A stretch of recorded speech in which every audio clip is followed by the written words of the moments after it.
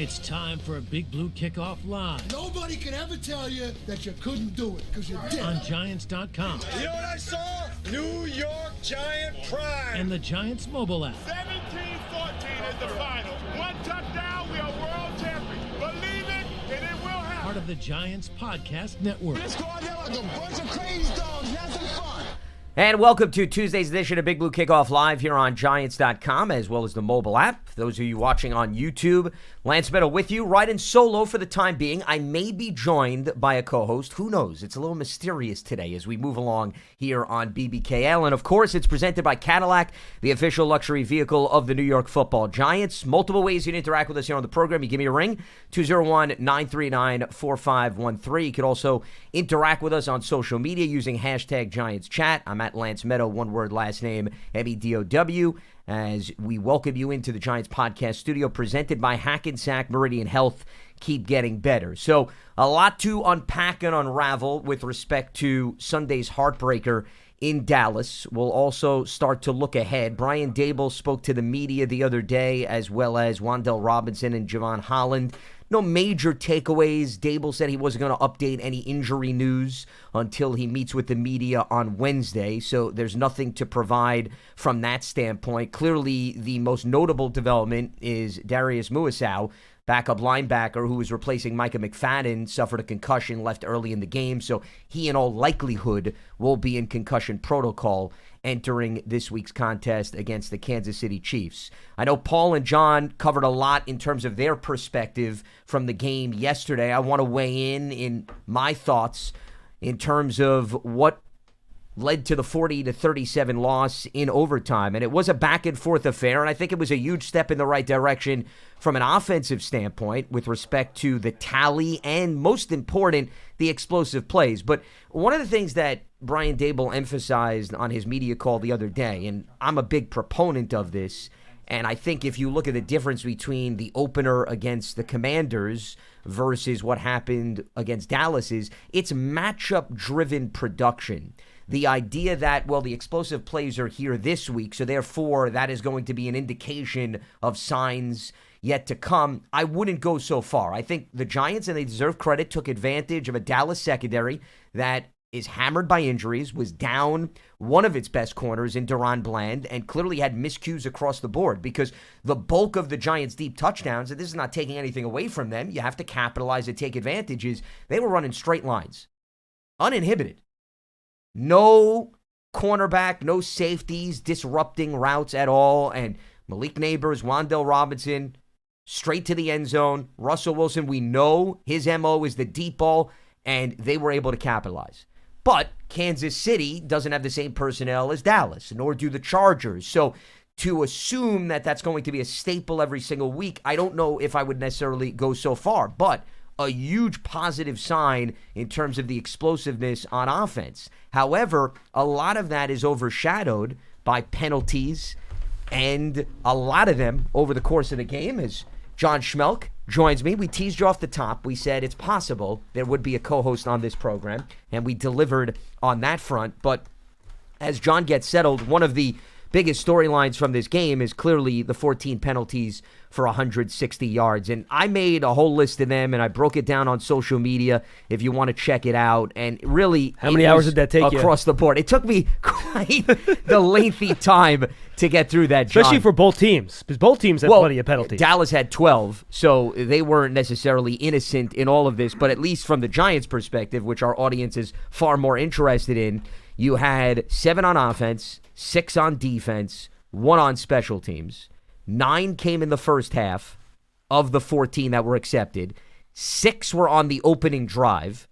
And then 5 came in the second half. And you had 3 false starts. You had 3 unnecessary roughness. You had 2 roughing the passer. You had 2 pass interference. But once again, all across the board, 4 against James Hudson, of course, on that opening drive. Drew Phillips was hit with 2. And then here's another key factor to weigh here, John. Remember, 14 go down as accepted, but they also had 3 that were declined. Carter offside, Banks illegal contact, Holland pass interference, and they had 3 on the same that play. Were offset. That were offset. So they had 20 Correct. penalties in the game. By the C.D. Lamb unsportsmanlike conduct penalty. I mentioned that yesterday. It's a lot of penalties. So goes to the point where I guess the box score, even though it's a high volume, I would argue doesn't necessarily tell the whole story in terms of the disruption from start to finish in the game. And hey, listen, they still scored 37 points, regardless of all of that. But, John, you and I have talked about this over the years in different contexts for all different types of games. It's about timing. It's about when you're hit with these penalties. And there's also, I would argue, a cumulative effect, which may not show up in the moment, but is eventually going to take a toll sooner rather than later, whether it being favorable field positioning that you're giving up to the Cowboys, and with the way Brandon Aubrey kicks the ball, which is unlike really any other kicker we've seen, at least in recent history, you know he's hovering around that midway line. He's in field goal range. So when you commit even a 5-yard penalty, John, it easily could come back to bite you, and I think that hurt the Giants in the long run on multiple fronts. Look, I went through the whole rigmarole on why they lost yesterday. But, yeah, look, penalties, not getting key stops when you need them, giving up explosive plays, only one takeaway in the game. So, and they didn't capitalize off of that. Correct. 0 points off of that, failures in the red zone. You know, these were all issues that come up. And to your point, whenever you play a game where it goes into overtime and you lose by a field goal, every little small play can make a big difference and be the difference between a win or a loss. It's just the way it goes.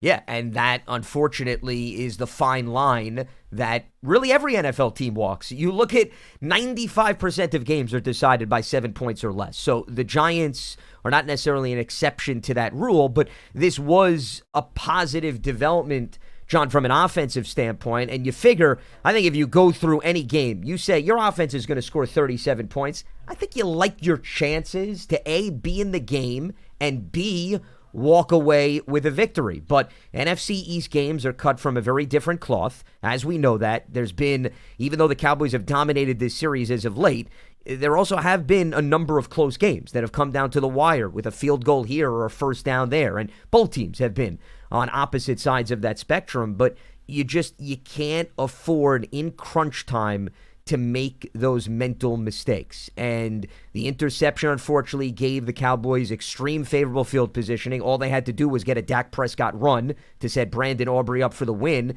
And, you know, even if you go back, John, and you look at the other possessions, and I was listening to Brian Schottenheimer's press conference yesterday when he looked at the film, and he said, it is extremely unusual for both teams to combine. Think about this. They had 5 possessions in overtime in that game on Sunday. That's unheard of. They each exchanged 2 possessions, and then Dallas got the third and ultimately got into field goal range. But, you know, let's not overlook the fact that New York had 2 possessions, and unfortunately Russell Wilson lost grasp of the football, and boy, that play could have been far worse than it turned out to be. I mean, kudos to Cam Scatterbo for chasing after that ball, to not giving Dallas an opportunity to recover it. That put them behind the 8 ball. And here's the cumulative effect, once again, of the penalties. They show up in the first quarter. If you don't all of a sudden put an end to it, they're going to hover around in the third quarter, and then when overtime comes into play and so forth. And all of these little things. I mean, there's a lot of people that are going to point to the interception that made or broke this game. I would argue there's 17 other things that we could put under the microscope as to why the Giants were on the wrong end of this. And it hurts even more because now they're 0-2 in the division. And, John, as we talked about, the schedule doesn't get any easier with the Chiefs and the Chargers on the horizon. And there's a Kansas City team in a bit of uncharted territory at 0-2. Not to say that if they were 1-1, they were going to treat this game any differently, but I think the approach for the Chiefs in prime time is, hey, we're coming on the road. We lost 2 close games. We know that we need to right the ship, or else we're going to put ourselves in a precarious spot in a much more challenging division. So as if this game wasn't tough enough on paper, now all of a sudden, John, you welcome in Andy Reid's club that is foaming at the mouth because they know they were there so close in their first 2 games. Yeah, and look, now you got 2 teams that are desperate, right? You start 0-2, you got, I think, at a 12% chance, give or take, of making the postseason. You go to 0-3, it becomes you need to break out the decimal points to find the percent chance you have of making the postseason. So it gets small. And both teams are going to be desperate. The thing about the Chiefs, Lance, is that right now they do not have the offense to run away from people. even last year when they won 15 games, they played an extraordinarily amount of close games. Yep. So that's a game where you're playing a team like the Chiefs. If you make the smallest mistake or give them the biggest opening, they will take, or give them the smallest opening, they will take advantage of it. And even though it might not be like, Patrick Mahomes to Tyreek Hill from 5 years ago for an 80-yard touchdown catch, they will figure out a way to make you pay. And for the most part, it has not happened so far this year. If it's a close game, there's a good chance Patrick Mahomes is going to figure out a way to win it. So you have to play clean football. You're going against a really good defensive coordinator in Steve Spagnuolo. Yep. This is the stuff that has to be cleaned up if you want to go out there and win football games against good football teams. And we said that at the start of the year, right? This schedule is very hard. If the Giants were going to succeed, they would have to win close games. And to win close games, you have to take advantage of the opportunities. We talked about the red zone opportunities, not taking advantage of the takeaway, things like that. Cowboys were 3 of 3 in the red zone. They did not keep them out of the end zone in this game for the most part. So those are you don't have to play perfect football, but you have to play good, solid, close to mistake-free football. And 14 penalties for 160 yards, 1 for 3 and 1 for 5? 1 for 5. 5 yeah. in the red zone, and right? 1 for 7 now on the season, by the way. You can't have that. And you have to, they haven't won the turnover battle in either one of the first 2 games either. They haven't lost it, to their credit. But they've been even. Yeah. Yeah.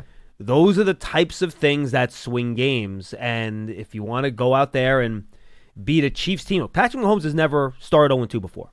He has never lost 3 straight games before. He has done that now, dating back to the Super Bowl last year, if you want to go from season to season, if you want to count that. This would be a 4th straight loss for him.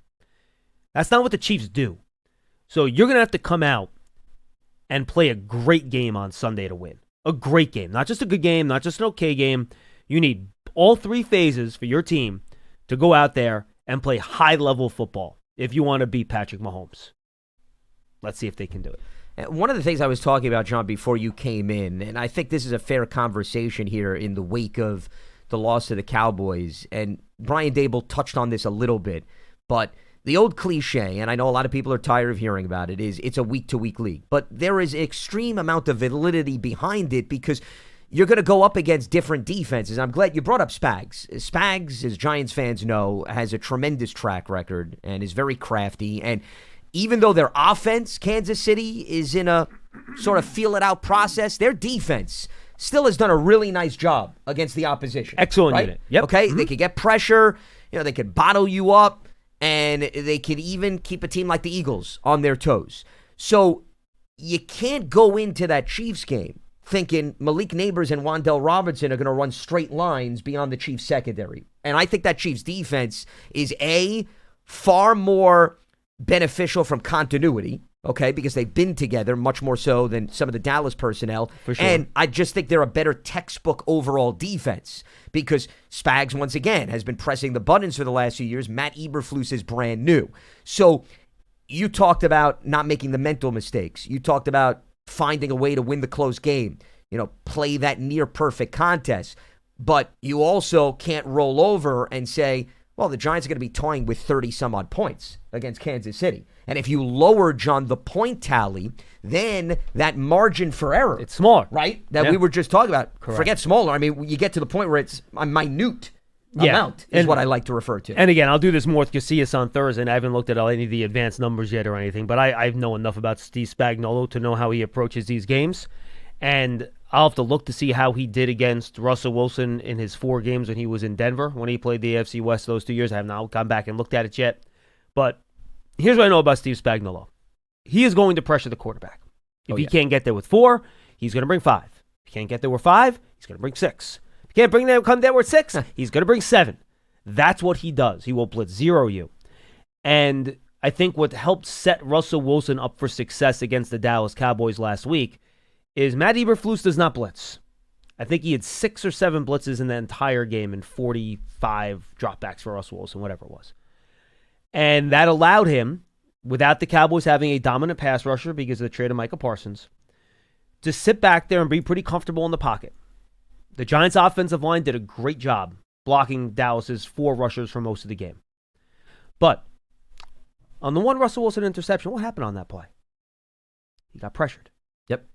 His left tackle, Marcus Bull, kind of got pushed into his lap, and he threw off his back foot. Ball got intercepted, right?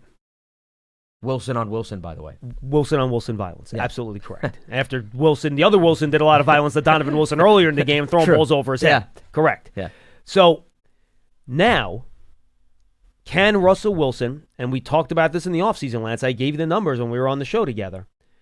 He was a different quarterback, kept clean versus under pressure last year. Look, it's different for all quarterbacks. For him, it was really, really, really divergent in terms of the type of quarterback he was when pressured versus kept clean. We're talking top 10 clean, bottom 3 pressured. That's how big the difference was. Can he and the Giants offense repeat that performance when he gets pressured? Now, if you have to force the Chiefs to send a lot of extra guys in blitz when he's pressured, that'll give you the advantage because then you have single coverage outside. Malik Neighbors, you're going to trust to get the ball to him one-on-one against anybody. Even though the Chiefs have some good corners, Trent McDuffie's a really good player, you're going to trust Malik Neighbors to win those matchups. But can Russell Wilson execute that?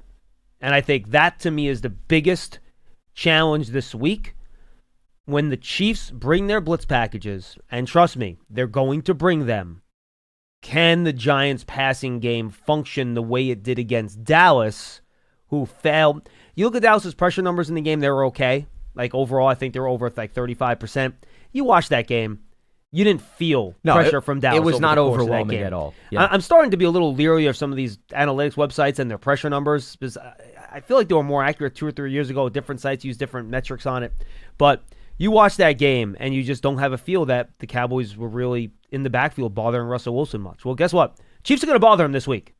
And we'll see if that Giant passing game, with that pressure, with those blitzes, is going to be as effective. I just did a quick review. Let me see. 20 sacks for the Chiefs in the 4 Russell Wilson starts. That's what I'm talking about. Over those 2 And I didn't even years. look it up. Yeah, of 22 and 23. And Russ started all 4 of those games? He did. He did? Okay. Yep, he started all 4. Now, remember, they won he didn't one start of at them. the end of the second Correct, year. but I it wasn't was making sure, early yes. enough. We're talking about they met the Chiefs twice in the span of 3 weeks in that second year. So he got them early in the season, week 6 and week 8. And they won the last matchup 24-9. But you're talking about he's been sacked 4 or 6 times in each of the 4 starts. Yeah, Russ so in 10 that game, 1 year, 10 the other year. Just 12 of 19, was that 124? 114. 114, sorry. Yeah, and they won that game. And 6 sacks. Yep. How that they- was the how most they recent scored start. 24 points in that game? My guess is they either got a That defensive takeaway or takeaway or something? the run game was clicking. I'm bringing it up right now. The Broncos didn't That exactly have a Javonte great Williams run game that year. Let's see. Scroll down. Let me look at the total numbers. What do we got here in that game? Keep going down. It'll pop up. There we go. What do we have on the run game for the Broncos in that game? It's 27 for 85. That was Javonte Williams. There had to have been takeaways in that game because based on my cursory math here, 115, 144. The Broncos had about 255 yards of offense in that game, so I'm not exactly sure how they got to 24 points. Let's see. Turnovers. Kansas City turned it over 5 times. Oh, well, that's your answer. That'll do Yeah. it. So That'll quick do math. it. Yeah. And that would explain why they held the Chiefs to only 9 points. So, and a short field that I'm sure set up a few touchdowns. Because I'm looking at Russell Wilson. He had 3 touchdown passes from 4, 11, and 6 yards. So they didn't really have to march down the field. I don't want to get too much into that game, but to me, just very early on the cursory look at those two, the Giants and the Chiefs, that would be the thing that would concern me the most if I'm a Giants fan heading into that game. Well, and I think it's relevant before we open up the lines. And Yeah. the one thing that I guess maybe bothered is too strong of a word, but when Brian Dable was speaking to the media, a lot of the reporters, John, if you notice, they were pressing him about, well, what you saw in the Dallas game, what makes you think that it's going to continue or what signs? And he kept answering, and I'm sure to many he was providing a boring answer, but I actually looked at it as it's the only sensible answer, and that is you really can't take much away because they're going to be attacking a completely different defense the following week. So they took advantage of a Dallas secondary that clearly was not on the same page, and that's what the NFL's about. But to assume that the big bombs are going to come the following week, and then the Chargers are going to pose a completely different challenge, as we saw last night, what they did to Geno Smith, and they completely shut down that Raiders offense. So saying, well, it happens against Dallas, is going to happen again the following week, I just don't think that there's enough of an indication. So it's more of a reason why the Giants, like they headed into the season thinking, you're going to have a pathway that is versatile in terms of how you attack certain teams and how you plan on winning, because the Dallas game plan, I think, is more of an outlier than more of a norm, at least when it comes to 2025. All right, let's open up the phone lines as we move forward here on Tuesday's edition of BBKL. Lance Medow, John Schmeelk with you here, and it is presented by Cadillac, the official luxury vehicle of the New York Football Giants. And we start off the festivities with Kevin in North Carolina. Kevin, welcome aboard. What do you got for us? Hey, guys, can you hear me? Hear you loud we and got clear. you. Yep. Do you hear us? Yeah, Kevin, you hear us? I just wanted Yeah, to what's make on your a few mind? points about the game, and I just Sure. had a question for you guys. Just a couple points I wanted to make. I wanted to talk about that drive where the Cowboys took the lead with that George Pickens touchdown before we scored with Neighbors at the end of the game. We were at a 4th and 5, or actually it was a 4th and 3. We couldn't get off the field right there. There was another point early in the game, 4th and 5. We couldn't get off the field. There was a run where Javonte, I believe it was 2nd and 29. And we give up about a 21-yard run to Javonte Williams right there. Missed tackles. Even that touchdown he had, that 30-yard touchdown. We had multiple broken tackles. I think Deontay Banks got to take a weird angle. Couldn't get him. Had another arm broken tackle. He just ran it 30 yards to the end zone. So, again, I think just very bad execution right there in terms of tackling and lack of awareness, especially with those penalties that you guys have mentioned. As well as I think the biggest turning point in this game was when we get the turnover, that Drew Phillips interception. We go for it on 4th and 2. Scatterbu drops the ball. It was a Scatterbu drop. That was absolutely. That was absolutely. That was absolutely the turning point. I agree with you. Scatterbu should have caught the ball. My initial reaction was to kick the field goal there, but I can't really get on Brian Dable when he calls a play that gets you the first down if your player just catches the football. So the play was set up. It worked. He should have caught it. And, we look back and you see how many points were scored in the game. And, yeah, it's easy to say, well, if you look back and you had 3 points to the Giants' point total, it might be different. But, the Cowboys are maybe calling timeouts on that final Giants drive. They're going to play that a whole lot differently at the end of the game if the score's a little bit different. But, again, knowing that you had 41 points scored in the fourth quarter of this game, which is just a ridiculous number, I get why you would want to have the 7 there instead of just settling for 3. Well, the entire approach changes if we go down this hypothetical road. That's why the math is not so simple in the NFL. But the other reason why I would agree that I think it was a major turning point in the game is you also go back to Dallas had the final possession of the first half. Right. And because of bad clock management, they didn't have a chance to send Aubrey out there, which in all likelihood would have been clearly a legitimate field goal for him.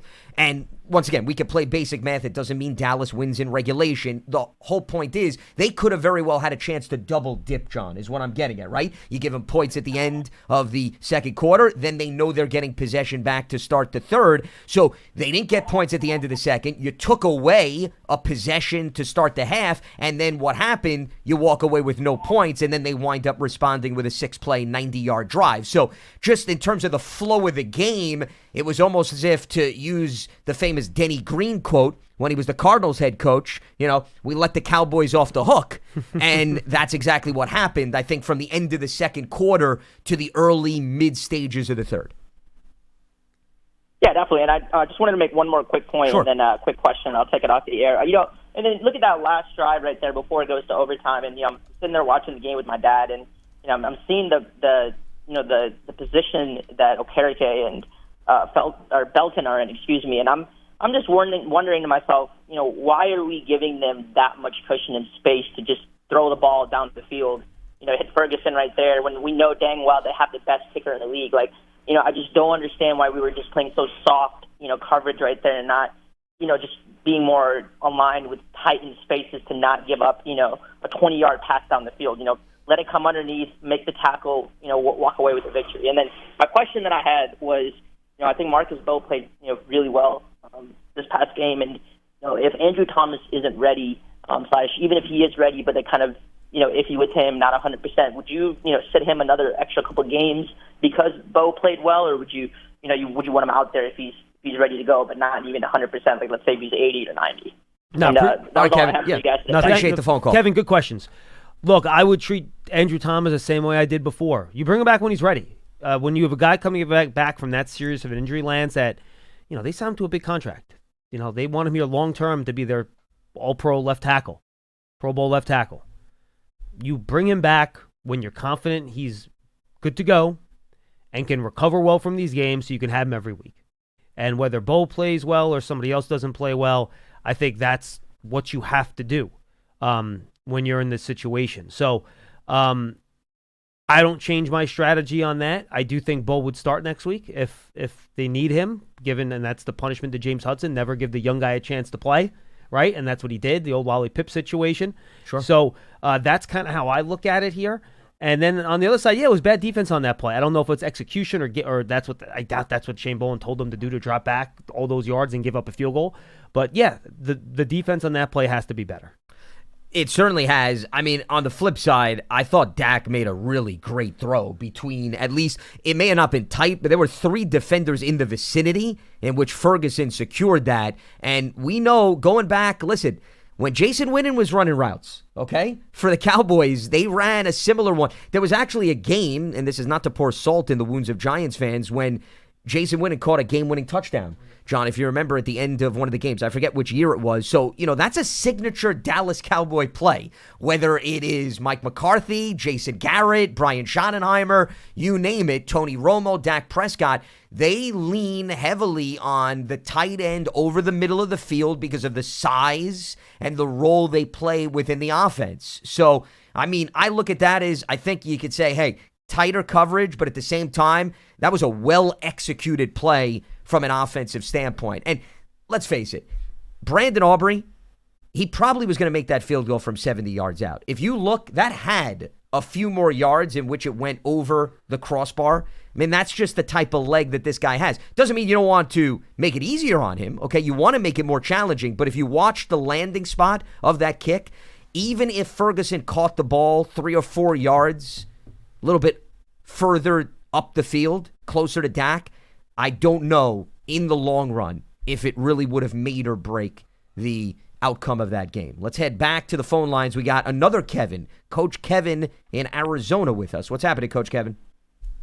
Hey, guys, great show. And by the way, the previous Kevin that just called, I agree with him on the last, the end of the game there with the soft coverage. What I would have done, I would have brought my corners up to jam, because you want to force Dak to throw the ball deep. It's going to take more time. That would have given our pass rushers a few extra seconds to get to Dak, because he would have been forced to go throw the ball deep. If we just jam those receivers on the outside and bring those safeties up just a little tighter and leave the linebackers where they were, but force him to make a deep throw, because he's more dangerous throwing those cuts across the field than he is on the real deep balls. So I would have forced him just for time, just to give the defense, because they were gassed. The front seven. Kevin, give them that extra time. Yeah, go ahead. I'm sorry for interrupting. I think the frustrating part for me is that the players all talked after the game, and I know Brian Dable drilled this into them during the week, and so did Shane Bowen. They said their mark on the field was the 50-yard line. Like, they knew that's where Aubrey was in range to kick. So I don't care what the call is. You have to play to not allow him to get to the 50-yard line. Like, that's what you have to do in that situation. So I know they were coached up on that, on where the mark was for the kicker. They said so after the game. Again, whether they press, to your point, I think if you just play the same coverage, but if everyone 10 or 15 yards closer to the line of scrimmage, I think that's fine too. But I agree. For some reason, they were just really, really soft, and I don't have a good reason as to why. The other thing, Kevin, to keep in mind is, you were talking about applying pressure. I would say that happened actually in overtime, and granted, this was a different scenario because they weren't necessarily as much up against the clock, and it was a completely different yardage. But then Dak, remember, ran up the gut for a 14-yard gain, and he's got the mobility this year, much more so. If this was last season, I think you're fine with Dak running him there, though, because the play takes a lot more time than I agree. I think you're fine with Dak. Sure, I'm just saying that you got to be careful because he has shown the capacity where if all of a sudden you get too deep in your pass rush, he's got the open field, he will take off. Absolutely. Okay, and I wanted to add one more thing on a positive note. I was very impressed with this whole game, with the Giants' turnaround. So I'm going to give them credit. I know people have been very, very upset, but I got to say, and watching the game and breaking down the offensive line, one thing I will stress is, we know the Scadaboo is a gap runner. primarily. And I would like to see more, especially against Kansas City, because Kansas City is a high-pressure, edge rush type of team, right? They're trappable. You can trap these guys. Let them take themselves out of the play. You do a deep drop back with Russ against them, he's going to get sacked, just like you said earlier in the other games.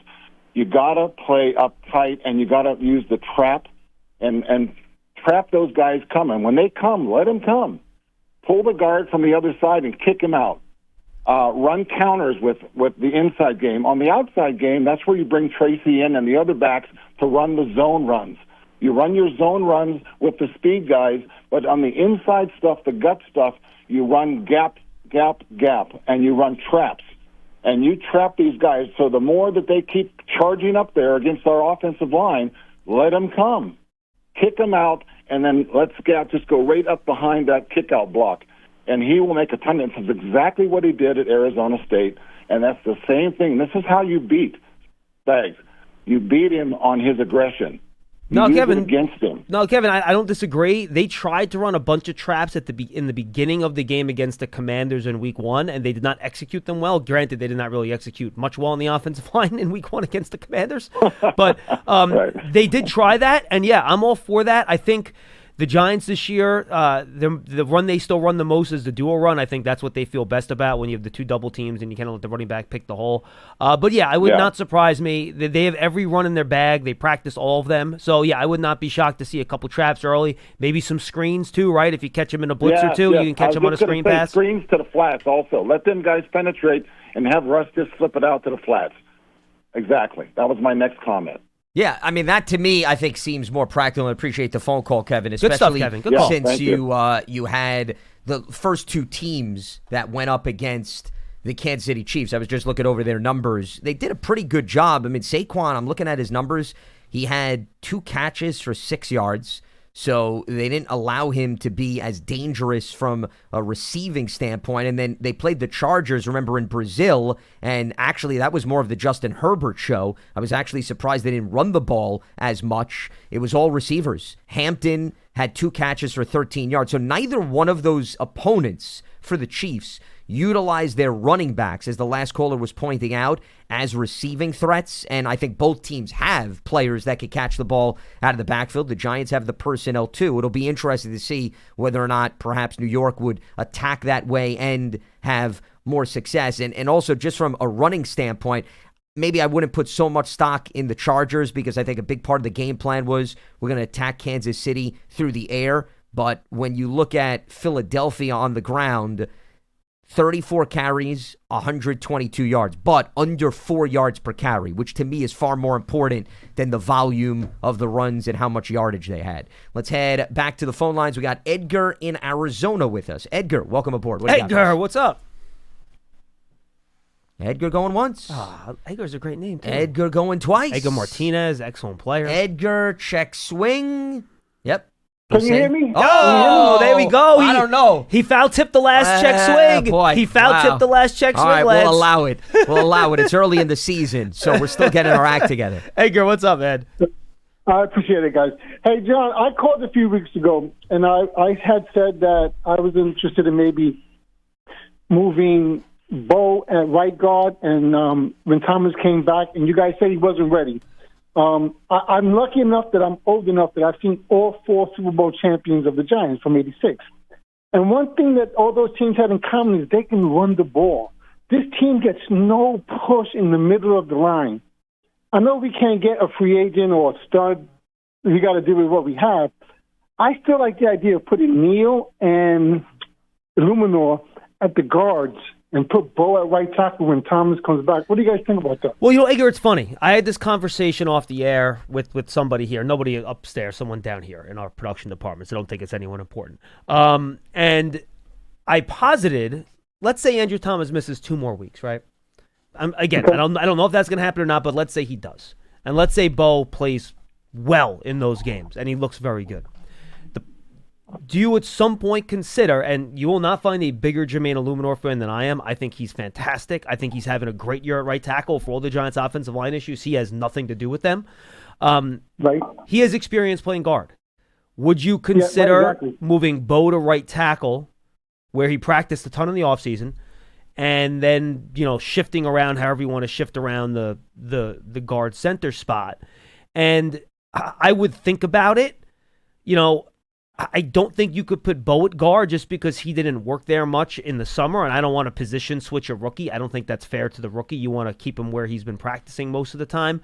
So I have thought about that. Right tackle's the spot for him. Yeah. Right tackle's the spot for him. So I have thought about that, Edgar. I think it's a good question. I think it depends. I wouldn't go there now. I think it depends how the next 2 weeks go. Keep in mind, Evan Neal the first 2 weeks has been inactive. Yeah. So he's behind Aaron Stinney on the depth chart, so I don't think that part of your plan would necessarily happen. But I think if Bo plays really, really well, the whole goal is to get your best 5 offensive linemen on the field, right, in one way, shape, or form. Do you then make an adjustment to try to get your best 5 on the field? But then again, Edgar, maybe the next 2 weeks, your guards and center play really well too, and then you don't want to make that change. So I think you kind of have to see, Lance, how these next couple weeks go. Yeah, and Edgar, listen, we'll let you go on that note, getting some background noise from you, but appreciate the phone call. Yeah, good question, Edgar. The problem that I have with this game plan is twofold. Number one, I never got the sense this offseason, just listening to Dable and Carmen Brasillo, that they want to take guys out of positions where they maybe excel. And I think Illuminor is comfortable where he is. He has said, by the way, the reason he's playing so well is because it's the first offseason he hasn't had to train in multiple positions. Exactly. Bingo. And I think sometimes when you start to think about, well, we want to get our 5 best guys on the field, to your point, John, you're actually hurting yourself more because you're then moving guys where they're comfortable into other spots where they're not nearly going to be as effective. No, Lance, it's a good point. That's why I don't think it's an easy answer. So that's why right now I would say even if some struggles continue, I think there could be some hesitancy.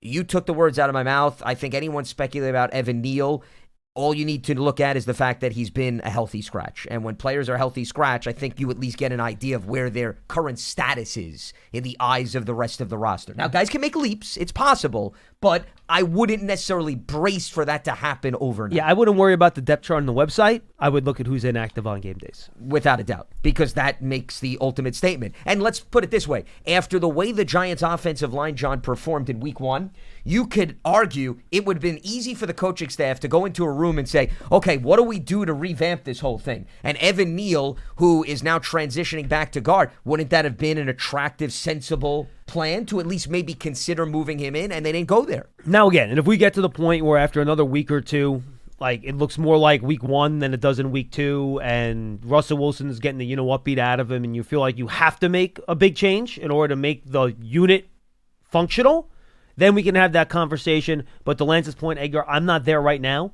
So if Andrew Thomas plays this week, I'm not probably even considering the type of changes you're talking about. Based off of a relatively small sample size with Marcus Bowe, I don't think you make that move then.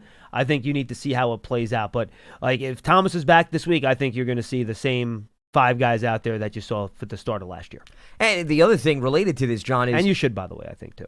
I don't know how much I'd want to move Bowe around so early in his career, too. Right. I mean, the good thing is that he has been mostly a right tackle in the offseason. So that's where he has played most of his snaps. So if anything, left tackle was more of a position change for him. But that was obviously something out of need because of what happened with James Hudson. Exactly. In the midst of a game, you have to prepare for that. But I would think going into a week, I guess is what I'm saying, you'd want to pencil him in and say, hey, gain chemistry next to the guy that you're going to take the bulk of the snaps against. And that's my hesitancy about Illuminor. As good as Illuminor may be at right tackle, you move to right guard, okay, now he's got to get used to playing next to the center, and the center, vice versa. So John Michael Schmitz now and Illuminor have to make sure they're on the same page when they have not played next to one another leading up to this Unless point. Part of the move is, does Van Roten go to center? Again, I don't know what that switch around would look like, but again, I think it's way too early to have those types of conversations. And the more and more we're going down this hypothetical road, we've now moved at least 3 different offensive lines. Yes, that's a good point. It's a good point. It's a good point. I mean, how many more maneuvers do you have up your sleeve? I know nobody likes a game of musical chairs on the offensive line more than Lance Medow. Listen, it's well documented based on history for the Giants. It is your favorite party game. It's your favorite party game. It is my favorite party game. No doubt about it. Yes. I would be in heaven if just had a birthday party where all we did was play musical chairs. And I can't say that I have a lot of childhood experiences in that department, so I'm not speaking from experience. What was the party game you probably played the most as a kid? Mine was probably Pin the Tail on the Donkey. Yes, Pin the Tail on the Donkey was certainly a favorite. Simon Says. Okay, Simon Says is a good one. Probably in the mix too. Red Light, Green Light? Yes, Red Light, Green Light. Is that the Red Rover one? No. Red Rover is when you all line hold up the and you hands. break through. Okay. Yes, correct. So that's Red different Rover. than the lights. Now, it's been a while. When you do Red Rover, would you try to go under and be sneaky?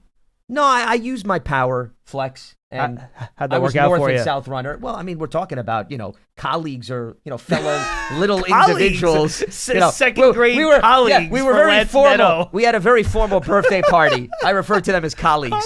Yes. So, no, I tried to go through. There was no cheating or, it wasn't as if I had giant friends that we're talking about, One thing I never did, and I never really wanted to do it either, but I know it's like a big thing, I guess, some Halloween things, bobbing for apples.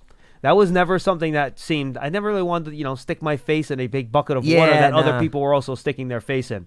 Correct. I also felt like it would be kind of hard to bite into the apple.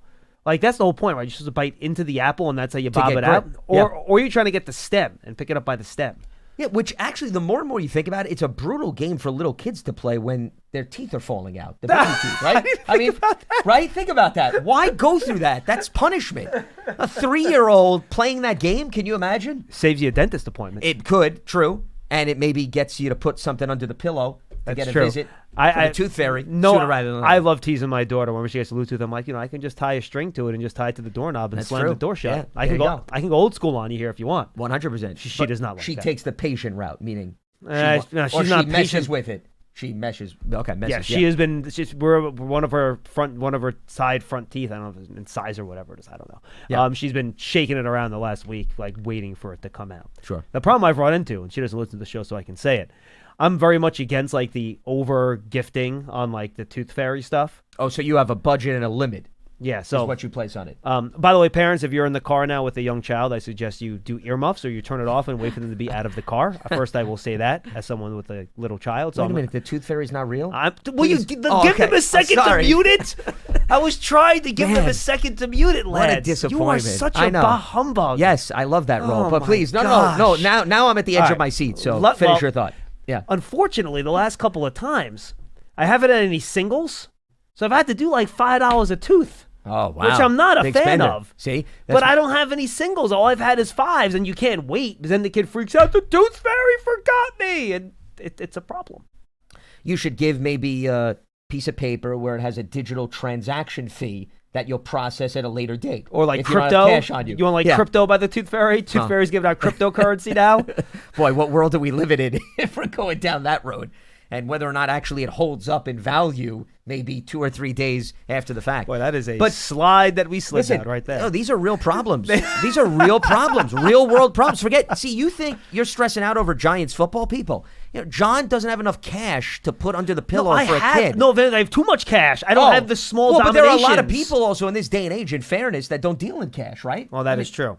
Cash is almost a lost commodity. Oh, you're whipping it out here? No, I'm checking. On the show? If the you're gonna have to have security around you. If the tooth comes out tonight, I have 2 singles, so that'll be what's going under the pillow. But the problem is I only have 2 singles and a 10. So if I use the 2 singles, then I only have the 10. Then I got to give her 10. Well, you could ask for change back the following morning. Yeah, that is not going to play. Wait, hold on. Meadow. What about change? What about change? Have you looked at that? Just give her a bucket of pennies, and then it teaches the kids. You have to squeeze it under the pillow. You can't squeeze a sack of pennies under the pillow. The pillow's big enough that if you had to put 100 pennies under the pillow, it would be time. You realize she is sleeping under the pillow as this is happening, correct? All right, so then I would suggest using quarters then. Okay, bigger coins and less to equate to $1. See, you're not thinking this. I don't have a bunch. If I you also don't have a lot of me, I would make this problem go away. I also don't have a lot of quarters laying around either. Well, everything's done digitally now. It's a problem. Which is what I was just explaining over the last 5 minutes. But if you plan accordingly, when you have a kid who has a loose tooth, you go to the bank in advance and you make sure you have the proper coinage and paper. You want me to print out the Venmo QR code? Put it underneath, slide it in. In the long run, you're teaching these children things that are not taught, at least when we were in the public school system. I think, listen, how to balance a checking book. These are important things. See, you don't know what you learn here on BBKL. Right. But as we try to return to normally scheduled programming to a certain degree, let's check in with Jason in New Haven here on BBKL. What's happening, Jason? What's up, Jason? Hey, Lance and Paul, how you guys doing? Oh, John. No, that's Lance. okay. Excuse me. I was How you almost guys very doing? insulted Yeah, there I for was a going to second, say. Jason. That's okay. I'm sure he's been called worse, but it's okay. Not much. Yeah. I'm sorry, Maybe I'm Lance once or sorry. twice. Well, I that's have it. definitely been called worse. Yes. No, I mean, people have called me Lance, so I think okay. that's a bit of a problem, too. I apologize. No, you're to good, you dude. What do you guys. got? What do you got? Hey, much, man. I'll make 3 points, and then I'll move on. I'll make the Kansas City point. I'll, take it off the air. Sure. Needless to say, Sunday to me was very disappointing. From the, I don't know what that was with Hudson in that first series, but to me, he shouldn't see the field at all. Period. End of story. That to me was just egregious. So I'll leave that at that. My two issues I had with the game, and while our offense did wake up, I know Dallas had some corners missing, some young secondary players, but you have to take advantage, and we did. But I guess my question is I think you had a previous caller or 2 callers ago. To me, and I get it, fellas, these guys are professional play callers, coaches. They've been coaching for years. I get it, but as a fan, I do have a right to ask. I just don't see. I don't get and I know, the linebackers didn't play it well. Whatever the call was, they didn't play it well. I get that.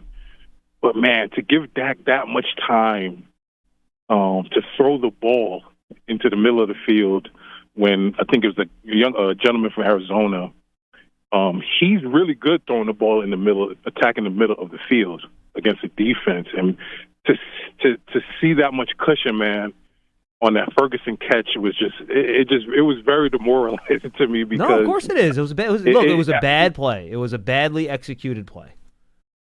But my thing, John, is I get the play that they didn't execute the play. My question is the play call. And like I said, No, I'm but not Jason, asking you don't know what the play call is. That's the problem. But my thing is this.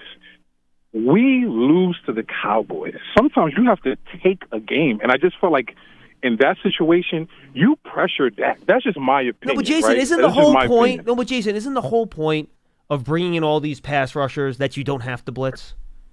Yeah, you should be able to win with your front four. I get that, John. I get that. But at the end of the day, forget all the hype and all that. We're trying to win a game here. So if you have to bring 5, you bring 5. Like you said a minute ago, Spagnuolo has Chris Jones. They have Karlaftis. They have some pretty good pass rushers. But he still brings 5 and 6 guys. Jason, I get it. What happens if you blitz, you're manning up one of those big-time wide receivers with one of your cornerbacks? How did those matchups go over the course of the game when you were manned up with one of your cornerbacks and Pickens and CeeDee Lamb? Right. And that's absolutely true. Anything can happen. Anything can happen. But that soft zone was just a mess. Secondly, and I'm moving to Kansas, that last pick, I'm not going to really kill Russell on that. Like you guys stated, Bo was pushed back, and he rushed the throw. He threw it up, kind of like a punt. And, be that as it may. And Jason, after the game, they called it a miscommunication. They wouldn't get into details as to what it was. Yeah. So I just in terms of why, I don't know. But anyway, finish your point. Right. My question would be, and I'm not actually, everybody's, opinion is different, but man, I don't know why we were going for broke at that point in overtime when if we score a field goal, the game is over. I just don't understand some of the, and I guess I will never know because I'm not in those meetings, I'm not in the offices to even get a hear or feel for what was going on, but I just didn't feel like going for broke when we have Gano, who isn't, the Dallas kicker, but he's pretty good when healthy. I just didn't see the go for broke mentality. So and then in my next thing, Kansas City. I'll get final point. Go ahead. No. I said final point. Finish up. Yeah. We got to roll. Yep. The Kansas City, the other caller talked about how much they pressure. I would love to see a lot more screens ran in the preseason a lot. We got to use their aggression against them. So thanks for taking my call, fellas. No, thank you, Jason. Yep, hey, look, the Russell Wilson didn't have to throw the deep ball. It's not like on that play that's the only option. That was his choice.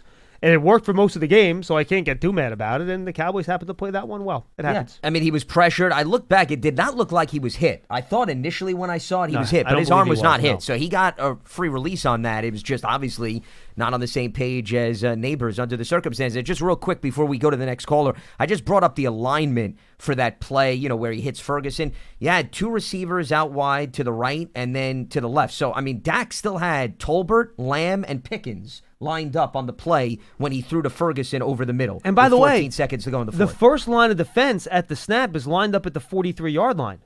If they just stay there and don't back up another 10 yards at the snap, you're in perfect position. You're in good shape. The problem is that at the snap, they back up an additional 10 yards after 43 to throw. To now all of a sudden in opposing territory. Correct, which is exactly what happened. And now all of a sudden you move the line of demarcation and you give Dallas more breathing room. I want to know what Wilson's apology is. Can we go to Wilson next? You want to go to Wilson next? I want to know what his apology is, because I don't remember Wilson having to apologize Fair for anything. enough. Well, maybe apologize to every single viewer and listener. That's where I would put it. But hey, if you want to roll out the red carpet for that, I'm all for it. Wilson, what's up? What's happening?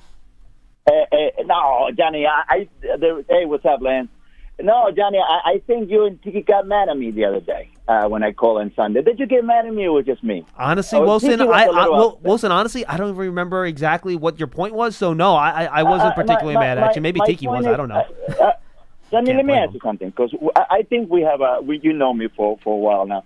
Sadly. If I'm going to call you, right? Yeah. If I call the show, right, and I tell you what you want to hear, what fun is that? Now, Wilson, we want you to call with your honest opinion. Right. Just come with the facts to back it up, and we'll have some back and forth fun. Okay. Now, make your point. It's all good. No, Lance, listen. So I asked Johnny and Tiki the other day. I said, Tiki, to me, the Giants are a horrendously coached team. I think he took a little offense to it because I don't want to hear any more excuses. Now, what bothered me a little by what Tiki said was, well, now the new players got to mash in. Last week was the offensive line, defensive line. Now today it was the new players. But I just want to ask you guys something, because it seems like I feel like I can't. Every time I say something negative, I can't. Like I brought up the record for the past 2 years, and Tiki, and I don't know if you took a little offense at me saying that, Johnny, But I don't understand something, man. It's a record. We have, according to a lot of people, a good head coach, a good general manager, and good players. Yeah, I don't want to bring it up, but we have won 9 games and lost like 27 games. Wilson, it's fair. Something's got to give, Johnny. No, Wilson, look. Because I don't. Go ahead. No, Wilson. Let me say this. Yeah, go ahead. Finish up. Finish up real quick. No, I'm saying because. To me, my season's over and my Sundays are over. Whether Giant fans want to believe otherwise, it's up to them. Everybody has their own opinion. And that's fine. Absolutely. But Johnny, listen, I don't know. A lot of people probably feel that this. I mean, when it's enough, we can't even win a game that is right there for us. It's a horrendous feeling as Giant fans, because you know what, Johnny? I was watching the game. You know how horrible it is to watch a game and know something's bad's going to happen? Wilson, I've watched the same team you have for the past 10 years. Don't worry. I get it. Appreciate the call, man. Yeah, Sorry. We're at the end of the show here. I apologize. And there's a lot of heartbreak. I mean, look at the Colts and the Broncos. I know Giants fans don't want to hear it. Indy misses a field goal, and then they get to redo it because of the leverage over the long snapper. It happens across the league. I understand maybe the track record's not necessarily what the Giants has been, but you suffer heartbreak in close games more often than not. That's what happens. You should be disappointed over the record over the last 2 years. Hasn't been good. I get it. I'm not gonna get me upset, Wilson. You're stating a fact. I understand that. And everyone's gonna have their different opinion on it. That's fine. You have your opinion, that's fine. Call up, give us your opinion. It's all good. Don't worry about it.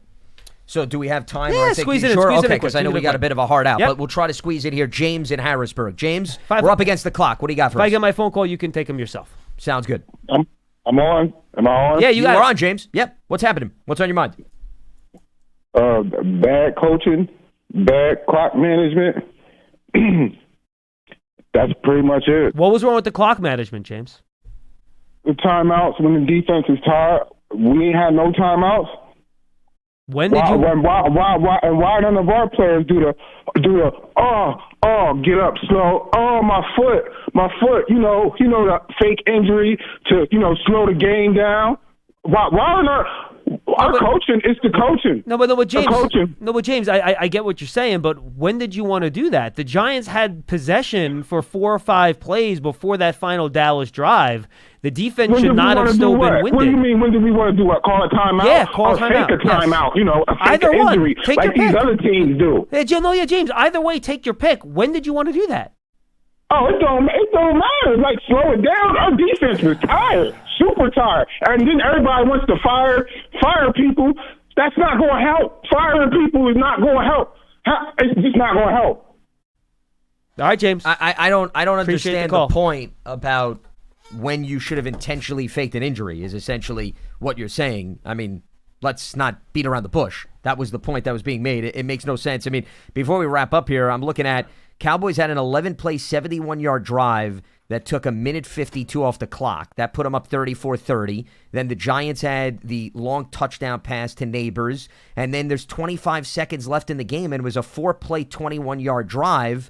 And Dallas has still multiple timeouts left. So if you're focusing on the fourth quarter and you're claiming that they were tired, I don't think it's justified that they were tired. And B, Dallas has the ability to stop the clock anyway. So what leverage are you using? In terms of overtime, Dallas ran a 6-play, 23-yard drive.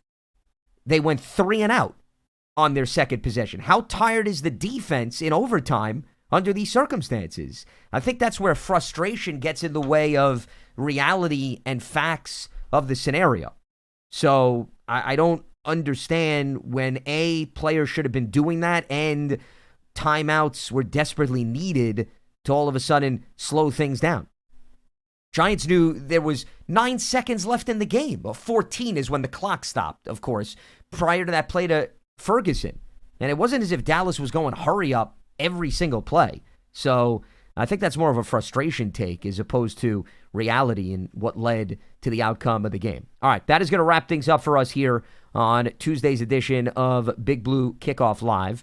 A reminder that it is presented by Cadillac, the official luxury vehicle of the New York Giants, as we are broadcasting from the Giants podcast studio presented by Hackensack Meridian Health. Keep getting better. The archive of the show, our entire podcast network, available on the Giants mobile app, podcast platforms everywhere, and at giants.com/podcast. For John Schmeelk, I'm Lance Medow, signing off here on Big Blue Kickoff Live. Stay locked to giants.com for all the latest. Have a good one.